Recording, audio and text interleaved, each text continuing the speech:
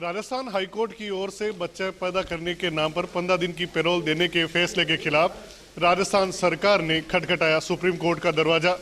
Supreme court में अगले महीने होगी मामले की सुनवाई। 5 अप्रैल को राजस्थान हाईकोर्ट मुख्य पीठ ने एक अहम फैसला सुनाते हुए बच्चा पैदा करने के लिए 15 दिन की पैरोल दी थी। अजमेर के एक बंदी की पत्नी ने राजस्थान हाईकोर्ट में याचिका दायर की थी, जिसमें उसने बताया कि वह अपने पति से शादी करने के बाद खुश है, लेकिन वह संतान पैदा करना चाहती है, इसलिए उसे पैरोल दी जाए।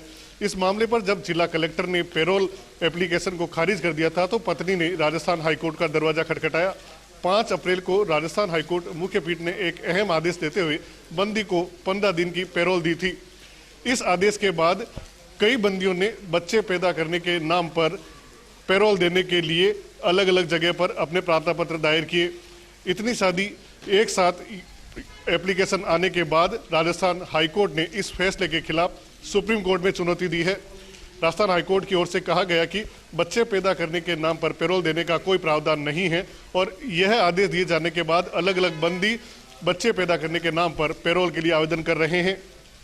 सुप्रीम कोर्ट के मुख्य न्यायाधीश NV रमणा ने इस याचिका को स्वीकार कर लिया है और संभवतः अगले माह इस महत्वपूर्ण याचिका पर सुनवाई होगी।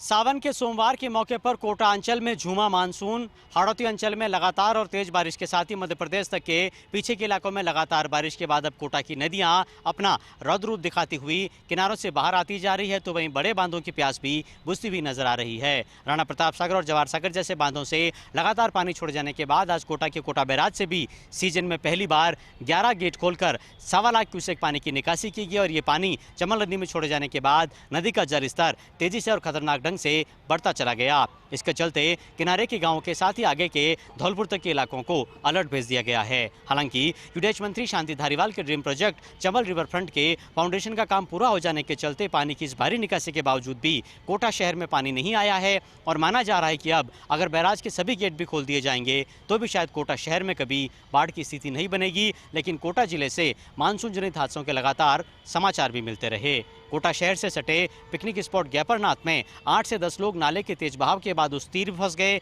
जिसको SDRF ने रेस्क्यू ऑपरेशन चला करके और किनारे के इस पार सुरक्षित निकाला। तो वहीं कोटा के मंडाना से भी मानसून जनित हादसों की लगातार खबरें मिलती रही। यहां रावठा नाले की रपट में एक बोलेरो बह गई। हालांकि बोलेरो सवार लोग शीशा तोड़कर जैसे तैसे बाहर आ गए, लेकिन बोलेरो पानी में बह गई। बाद में JCB मशीन मंगाकर जैसे तैसे बोलेरो को भी नाले से बाहर निकाला गया। पर्यटन मंत्री विश्वेंद्र सिंह की अनूठी पहल। भरतपुर ट्रैफिक पुलिस में तैनात जवानों को दिए रेनकोट। बारिश में भीगने के कारण ड्यूटी करने में होती थी परेशानी। भरतपुर IG कार्यालय में आज पर्यटन मंत्री विश्वेंद्र सिंह की मौजूदगी में भरतपुर ट्रैफिक पुलिस कर्मियों के लिए रेनकोट बांटे गए। भरतपुर ट्रैफिक पुलिस व्यवस्था को संभालने वाले पुलिस के ट्रैफिक कर्मियों को बारिश में ड्यूटी के दौरान काफ़ी परेशानियों का सामना करना पड़ता था, जिसको देखते हुए पर्यटन मंत्री विश्वेंद्र सिंह ने पहल करते हुए ट्रैफिक पुलिस कर्मियों के लिए 80 के करीब रेनकोट वितरित किए, जिससे बारिश में उन्हें काफ़ी सहूलियत मिल सके। इस दौरान भरतपुर IG गौरव श्रीवास्तव, संभागीय आयुक्त साबरमल वर्मा, जिला कलेक्टर आलोक रंजन, भरतपुर SP श्याम सिंह, नगर पालिका कुम्हेर के चेयरमैन राजीव अग्रवाल सहित कई अधिकारी और गणमान्य लोग मौजूद रहे। राष्ट्रीय अनुसूचित जाति आयोग की सदस्य डॉक्टर अंजू बाला आज बीकानेर दौरे पर रही। यहां पर उन्होंने संभाग स्तरीय समीक्षा बैठक ली। बैठक में संभागीय आयुक्त नीरज के पवन, IG ओम प्रकाश, कलेक्टर भगवती प्रसाद कलाल के साथ साथ हनुमानगढ़, चूरू और श्रीगंगानगर के कलेक्टर SP को VC के जरिए जोड़ा गया।